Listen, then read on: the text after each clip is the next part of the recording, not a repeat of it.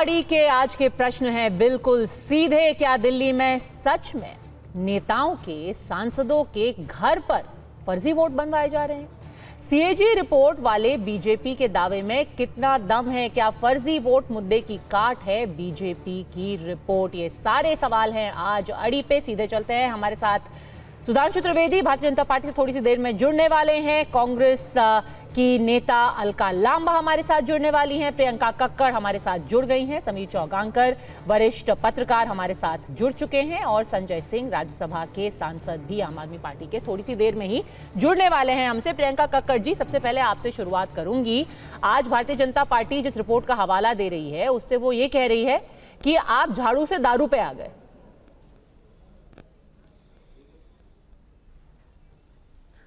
पद्मजा जी, सभी को नमस्ते। देखिए पद्मजा जी, ये सारे भाजपा की शूट एंड स्कूट पॉलिसी है। उनके पास सिर्फ अरविंद केजरीवाल जी को गालियां निकाली और आज तो उन्होंने ऐसा मुद्दा निकाला कि जो ऑलरेडी कोर्ट ने जांच कर चुकी है। सुप्रीम कोर्ट ने कहा कि सीबीआई का दुरुपयोग किया गया, बंद पिंजरे में तोते की तरह यूज किया गया। ईडी कोर्ट ने कहा कि ईडी ने द्वेष की भावना से काम किया है। ईडी कोर्ट ने कहा कि अरविंद केजरीवाल जी के खिलाफ एक चवन्नी का प्रमाण नहीं है। ये ऑफिशियल डॉक्यूमेंट्स कोर्ट की जजमेंट्स में लिखी हुई ये बातें जो मैं आपको बता रही हूँ। ऐसे व्यक्ति के ऊपर फिर वही से तोहमत लगाना, क्योंकि इनके पास कुछ है ही नहीं, वही उल्टे सीधे आरोप लगाओ और भाग जाओ। मैं आज सोच रही थी कि जो नेपोटिज्म के प्रतीक अनुराग ठाकुर जी हैं भाजपा में, जो परिवारवाद के प्रतीक हैं, वो बताएंगे कि दिल्ली में कैसे वोटर एडिशन और डिलीशन का मसला चल रहा है और भाजपा उससे बार बार डाइवर्ट हो रही है। वो बताएंगे कैसे नई दिल्ली विधानसभा में कितने भाजपा के केंद्रीय मंत्री और सांसद हैं जिनके घरों में अचानक 15 दिसंबर के बाद से बाढ़ आ गई है। लोगों की 50-50 लोग वहां पे आ गए। जो लोकसभा में 5 लोग थे वो 50 हो गए 15 दिसंबर के बाद। ये क्या हो गया? तो इस पर जवाब नहीं देना उनको, इस पर जवाब नहीं देना उनको कि दिल्ली में उन्होंने रमेश भिधुड़ी जैसे व्यक्ति को सीएम की पोस्ट के लिए चुना है। इस पर जवाब नहीं देना, इस पर जवाब नहीं देना कि क्यों ये जानने के लिए ये कौन लोग हैं बीजेपी के सीईसी मीटिंग में जो मौजूद थे, जो आपको ये खबर दे रहे हैं, क्योंकि हमको तो ये रमेश भिधुड़ी वाली खबर नहीं आई। आपको किधर से पता चला? देखिए, मीडिया को तो अचंभे की बात है, ये खबर भी नहीं आई थी कि शाहदरा में बीजेपी का नेता था विशाल भारद्वाज, एक व्यक्ति ने 11,018 एप्लीकेशन डाल दी थी हमारे जेन्युइन वोटर्स का नाम काटने की। वो तो हमें बीजेपी के अंदर से ही किसी ने बताया कि इन लोगों को पहले चिन्हित किया गया, ये आपके वोटर्स थे और इनका नाम कटवाने की याचिका डली, तब कहीं उस पर इलेक्शन कमीशन संज्ञान ले चुका था। बाय द वे, कार्रवाई शुरू हो चुकी थी, नाम कटवाने की प्रक्रिया शुरू हो गई थी। जब हम जाके सीईसी से मिले, हमें आश्वस्त किया गया और वो प्रक्रिया रोकी गई। उसी तरह अब नई दिल्ली विधानसभा में भी है, उसी तरह से रमेश भिधुड़ी का नाम भी है और वो बेस्ट एलिजिबल कैंडिडेट तो है ही। पद्मजा जी, गाली गलौज करते, मारपीट करते हुए देखे गए हैं। संसद के अंदर क्या भाषा यूज की थी आपको पता है? महिलाओं के लिए उनकी क्या फीलिंग्स हैं आपको पता है? कैसे आतिशी जी के लिए उन्होंने उनके माता पिता तक पहुंच गए इस बार। तो इससे अच्छा कैंडिडेट कौन होगा भाजपा के लिए? तो ऑब्वियस चॉइस भी है उनकी। ठीक है, एक एक करके आप सारे सवालों का जवाब ले लेते हैं। सुधांशु जी हमारे साथ जुड़ चुके हैं।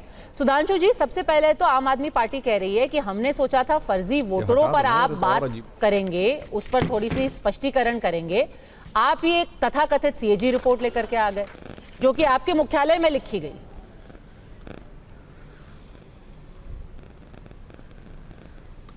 देखिए, बहुत मजेदार बात यह है कि आम आदमी पार्टी अब उस दौर में आ गई है जहां पर कि वो तथ्यों पे बात करने की बजाय रिपोर्ट के बारे में ही आपत्ति करने लगते हैं। हम तो फर्जी वोटर पे बात करने जा रहे हैं। आज ही ये जानकारी आई है और ये बाकायदा मीडिया में यह विषय आ चुका है कि आम आदमी पार्टी के 2 विधायक श्री मोहिंदर गोयल और श्री जय भगवान जी की स्टैंप लगे हुए कई फर्जी आधार कार्ड बना के बांग्लादेशी घुसपैठियों के वोटर आईडी कार्ड बनाने का प्रोसेस चल रहा था और उनको वोटर बनाने का प्रोसेस किया जा रहा था। ऐसे कम से कम 25-30 लोगों को तो इमीडिएटली आइडेंटिफाई किया जा चुका है। तो जवाब तो ये देना चाहिए कि यूपी बिहार के मेहनतकश लोगों को तो फर्जी वोटर कहने वाले लोग बांग्लादेशी घुसपैठियों को वोटर बनाने का प्रयास कर रहे थे, जिसमें इनके विधायकों के लेटर हेड और स्टैंप अवेलेबल हो रही है, मुझे लगता है ज्यादा बड़ा मुद्दा है। परंतु आज की डेट में समस्या क्या हो गई है कि आम आदमी पार्टी, मुझे लगता है कि अपनी पराजय को अवश्यंभावी देखकर इस प्रकार से खप्तुल हवास हो गई है कि जो प्रियंका जी जैसे कह रही थी या इनके नेता आके बोलने लगते हैं, तो मुझे लगता है कि उन लोगों को ये लगता है कि अब उनकी हार ऐसी साफ दिख रही है कि वो समझ ही नहीं पा रहे हैं कि कौन सा स्टैंड ले। अब देखिए, परसों जाके वो मुख्यमंत्री आवास में जा रहे थे, फिर प्रधानमंत्री आवास पे जाने लगते हैं, फिर कल के दिन एक दूसरा स्टैंड, आज फिर उन्होंने वोटर की बात कही, उसमें उन्होंने यूपी बिहार वालों को फर्जी कह दिया, फिर अब लगा वो वाला मामला गड़बड़ हो गया, तो आज ये दूसरी बात कहने की बात आ गई। अरे तो सीधे सीधे कहना चाहिए ना, अगर आप कह रहे हैं कि घोटाला नहीं हुआ है शराब घोटाले में, तो एक चीज का जवाब दे दें कि इसको विड्रॉ क्यों कर लिया था, स्कीम को, बहुत पुरानी बात हो गई, और विड्रॉ किया था तो डिफेंड क्यों करते हैं आके। दोनों बातें नहीं हो सकती। ठीक है। शराब की नीति सही थी तो विड्रॉ क्यों किया, और अगर विड्रॉ कर दिया तो टीवी पे आके डिफेंड क्यों करते हैं। यही जो चरित्र है आम आदमी पार्टी का, वो जनता के सामने क्रमशः उजागर होता जा रहा है।